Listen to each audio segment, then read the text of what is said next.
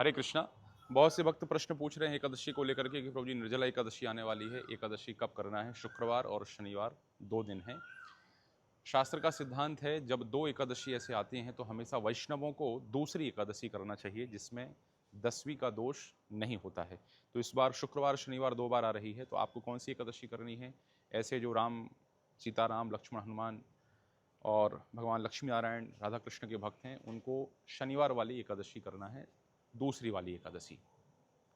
क्या महिमा इस एकादशी की, इस एकादशी में इतना जोर क्यों रहता है। क्योंकि भगवान कृष्ण ने विशेष रूप से इस एकादशी को भीम के लिए बताया था, इसलिए इसको निर्जला एकादशी भीमी एकादशी कहते हैं। जैसे कि आप सबको पता है भीम के पास ऐसी क्षमता, उसको भूख बहुत लगती थी भीम को, तो उन्होंने कहा कि हम सारी एकादशी तो कर नहीं सकते हैं। तो भगवान ने कहा दी तुम ये निर्जला एकादशी करोगे, पांडव भीमी एकादशी करोगे तो तुम्हें सारी एकादशी का फल प्राप्त होगा। इसीलिए भी और भी इस एकादशी की महिमा बढ़ जाती है। तो सारे समस्त वैष्णव इस एकादशी को पालन जरूर करते हैं। आप भी निर्जला एकादशी का पालन कीजिए। क्यों करते हैं हम निर्जला एकादशी का पालन। न केवल निर्जला बल्कि हर एकादशी।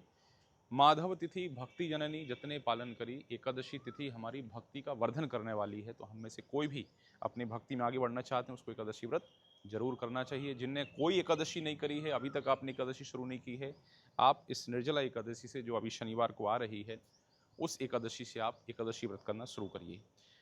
क्या करें निर्जला एकादशी में। जल भी नहीं पीना है। कई लोग पूछते हैं प्रभु जी फल खा सकते हैं क्या, प्रभु जी दूध पी सकते हैं, जूस पी सकते हैं ना। जल भी नहीं पीना है। जब जल भी नहीं पीना है मतलब दूसरी चीज़ें तो करनी ही नहीं है। कैसे करेंगे, लेकिन हम तो बिना जल के रह नहीं सकते। दिन में हम तो 3-4 लीटर जल पीते हैं। तो निर्जला एकादशी कैसे करें। सबसे महत्वपूर्ण, आप एकादशी निर्जला एकादशी की जो महिमा है उसको सुनिए। जब हम महिमा सुनते हैं तो हमारा कन्विक्शन स्ट्रांग हो जाता है। दूसरा, मानसिक रूप से हमें बहुत परिपक्व रहने की आवश्यकता है। यदि एक दिन हम जल नहीं पिएंगे तो मर नहीं जाएंगे। तीसरा, ठीक है यहाँ वहाँ व्यस्त रहेंगे, भौतिक कार्यों में व्यस्तता मत रखिए, आध्यात्मिक कार्यों में व्यस्तता रखिए।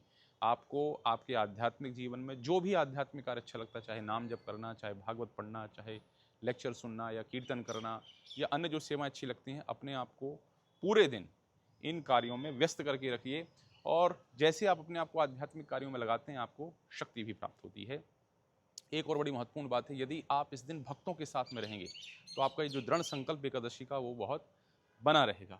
ये कैसे होता है कि आपने सुबह उठे, थोड़ा फिर ठीक आज निर्जला एकादशी करेंगे, 9 बजे तक आते आते अपने पानी पी लिया, 12 बजे तक पानी पी लिया, या शाम को 6 बजे पानी पी लिया। भक्तों के साथ में रहेंगे तो उसमें ऐसे भक्त रहेंगे जो निर्जला एकादशी कर रहे हैं, तो आपको भी उससे आपको बल मिलेगा, आपको उत्साह मिलेगा।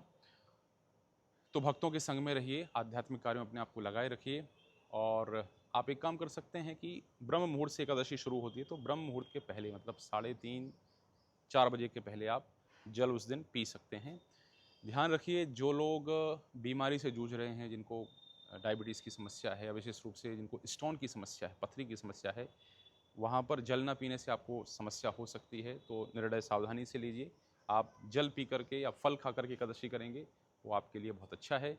एकादशी के अगले दिन जब आप निर्जला एकादशी करते हैं तो एक समय निश्चित है, लगभग आप देखेंगे आपको मिल जाएगा समय। उस समय आपको पारायण करना है, जल पी करके पारायण करिए। एक बात का विशेष ध्यान रखिए, ज़्यादा कुछ खा मत लीजिए, नहीं तो कल पूरा राहत था आपके एलिमेंट्री कैनाल को और आज आपने खा लिया बहुत, तो फिर आपको वॉमिटिंग हो सकती है, बहुत पसीना आ सकता है या डाइसेंट्री आपको हो सकती है। इसलिए थोड़ा थोड़ा जल पी करके आप व्रत तोड़िए और फिर 5-6 घंटे के बाद आप लाइट भोजन कर सकते हैं। एकादशी शुरू करने के पहले भी आप लाइट भोजन करिए, मतलब शुक्रवार की शाम को लाइट भोजन कीजिए, तो आपको सुबह पालन करने में सहूलियत रहेगी, आसानी रहेगी। और सबसे महत्वपूर्ण, भगवान से प्रार्थना कीजिए, प्रभु आपकी शक्ति के प्रभाव से, आपकी कृपा से मैं व्रत कर सकता हूँ, आप हमारे ऊपर कृपा कीजिए ताकि हम ये व्रत कर सकें। तो हम सभी निर्जला एकादशी अच्छे से कर पाएंगे। आप सभी के लिए निर्जला एकादशी की हार्दिक शुभकामनाएं। हरे कृष्ण।